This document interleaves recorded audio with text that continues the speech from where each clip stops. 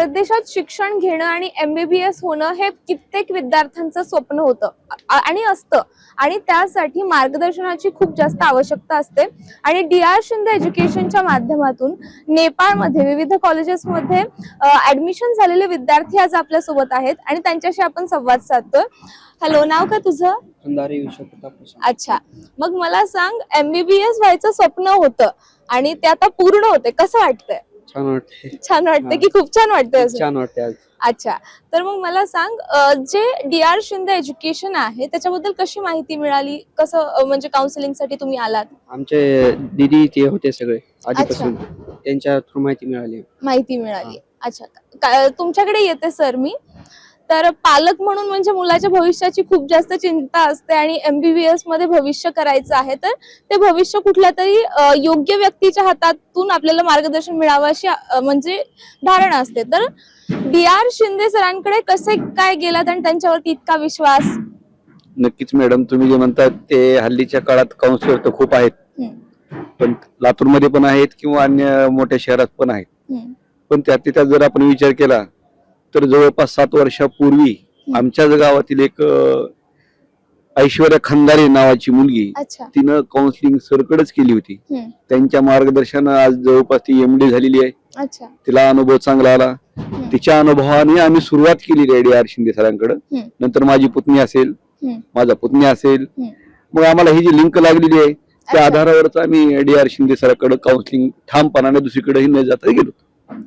आणि त्यांचं जे मार्गदर्शन होतं त्या मार्गदर्शनाच्या आधारेच नेपाळ हे नाव आम्हाला सुचलं आणि तिकडे आम्ही त्यांच्या आधारित आम्हाला त्यांच्यावर विश्वास आहे. अच्छा, नक्कीच. तर तुझ्याकडे येते मी. जी एकूणच ऍडमिशन प्रोसेस होती किंवा जी काही सगळी डॉक्युमेंटेशन होतं, कसं होतं सगळं आणि सरांचं त्यामध्ये मार्गदर्शन कसं मिळालं? सरांनी वेळेवर मार्गदर्शन केलं. सगळे डॉक्युमेंट ती व्हेरीफाय ती करायला सरने आम्हाला मदत केली पहिल्यापासून. अच्छा, वेळेवर सांगितलं कोणते डॉक्युमेंट्स लागणार आहेत सगळे.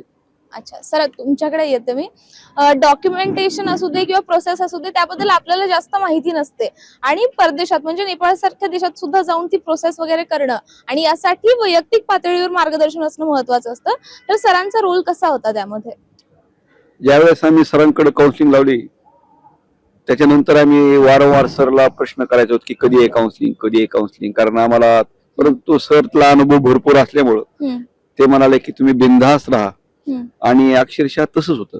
त्यांच्या आधारे जे आम्ही राहिलो, योग्य वेळी त्यांनी आम्हाला त्यावेळेस सूचना दिल्या आणि आम्ही त्यांच्या त्या सूचना ऐकल्या काय. आणि प्रत्यक्षात ज्यावेळेस आम्ही नेपाळला गेलो ऍडमिशनच्या वेळेस, की खरंच आपल्या भारतामध्ये आणि तिथं फार काय असा डिफरन्स जाणवला नाही. त्यांच्याकडे जी ऍडमिशन प्रोसेस होती यावर्षी तर फार अनेक विद्यार्थी आपल्या भारतातून गेलेले होते. आम्ही तर अक्षरशः शेवटच्या टप्प्यात असं वाटलं आम्हाला, परंतु आम्हाला सरांनी फार धीर दिला काय की तुम्ही बिनधास्त राहा, आपलं 100% तिथं म्हणजे लागणार आहे. आणि सरांनी योग्य वेळी सूचना दिल्या. तिथं सुनील शहा सर असतील किंवा आपले DR शिंदे सर असतील, त्यांनी आम्हाला योग्य वेळी की कोणत्या कॉलेजची निवड करायची, कशी करायची हे अतिशय खात्रीलायक सांगितलं आणि त्यामुळे आपण त्या ठिकाणी सुद्धा नंबर लागणं सहजासहजी सोपं झालं. अच्छा, म्हणजे मुलाच्या अखंड आयुष्याचा भविष्याचा विश्वास सरांवरती ठेवला आणि तो समाधान आहे का त्याबद्दल? 100%. सरांना जे काही आपल्याला सांगितलं त्या दिशेने आम्ही पण त्यांच्यावर विश्वास ठेवून केलं आणि अक्षरशः तिथपर्यंत आपण पोहोचलो. याला सगळं श्रेय शिंदे सरांचंच. अच्छा, हो. तर मग अजून काय अपेक्षित आहे त्यांच्याकडून की आणखी काय त्यांनी सोयी पुरवाव्यात? नाही, आता सध्या तरी जेवढं काय आहे त्याच्यात तर आम्ही समाधानी आहोत. आता पुढे गेल्याच्या नंतर जशा जर काही अडचणी आल्यात तर त्यावेळेस आम्ही सरांना बोलू. बरं, सरने आम्हाला सांगितलं की आम्ही एक जिम्मेदारी घेतलेली आहे. जिम्मेदारी घेतली म्हणजे आता आपल्या भारतातून जेवढे काही जाणार आहेत त्यातली त्यात शिंदे सरांकडे जेवढे जाणार आहेत तर ते कुटुंब प्रमुखच आम्ही या सगळ्या मुलांची आम्ही असं त्यांच्याकडून अपेक्षा धरू आणि ते नक्कीच ते निभावणार आहे, हा मला विश्वास आहे. मग आता ते ऍडमिशनच्या अगोदर तुम्ही सांगितलं हे सगळं आता व्यवस्थित तर झालेलं आहे, पण ऍडमिशनच्या अगोदर कुठल्या शंका होत्या डोक्यात की बाबा काय काय असं जाणवत होतं की हे बाबा कसं होणार आहे, काय होणार आहे, कोणत्या शंका होत्या? अगोदर शंका म्हणजे फक्त आम्हाला असं वाटत होतं की आता आपल्याला अगोदर पहिला प्रश्न की आपल्या सोबत कुणी आहे काय तू. तसं तर शिंदे सरांनी आम्हाला काही व्हिडिओ दाखवले होते की ते म्हणाले मी प्रत्यक्षात त्या ठिकाणून जाऊन आलेलो आहे. काय नेपाळ सारख्या ठिकाणी म्हणजे आपल्याला फार अडचणी नाहीत. मग पासपोर्ट लागणार नाही, व्हिसा लागणार नाही, मुलांच्या मेसचे प्रॉब्लेम नाहीत, आपल्यासारखं थोडंफार अन्न आहे. म्हणजे रशियाच्या तुलनेत ते नक्कीच योग्य आहे.